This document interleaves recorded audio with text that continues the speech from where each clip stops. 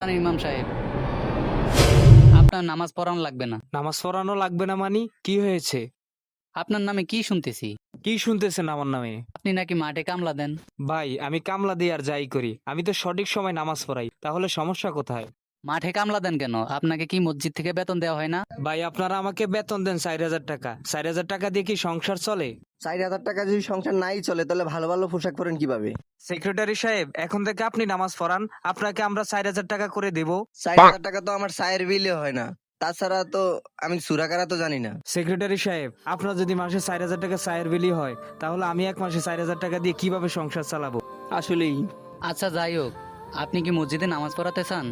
তাহলে মাঠে কামলা দিতে পারবেন না। আমি মাঠে কামলা দিলে যদি আপনাদের সমস্যা হয়, তাহলে আপনারা আমার বেতন বাড়িয়ে দেন, তাহলে তো আমি আর কামলা দিব না। আপনারা আমার বেতনও বাড়াবেন না, আবার মাঠে কামলা দিলে আপনাদের সমস্যা, তো আমি কি করবো আপনারাই বলেন। সভাপতি সাহেব, ইমাম সাহেব যে এই বেতনে না চলে, তাইলে অন্য জায়গায় কামলা দিলে আমাদের সমস্যা কি? আল্লাহর ঘরের ইমাম হয়ে যদি কামলা দেয়, তাহলে আমাদের মান সম্মান থাকবে? সম্মান যদি এত গুরুত্বপূর্ণ হয়, তাহলে ইমাম সাহেবের বেতন বাড়িয়ে দেন। আপনারা কি কখনো ওনার অবস্থা বুঝতে চেয়েছিলেন? 4,000 টাকা দিয়ে কি সংসার চলে?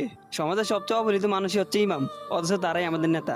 আমরা ইমামদের সাথে যেরকম আচরণ করি, এরকম আচরণ পুরুষত্ব করা হয় না।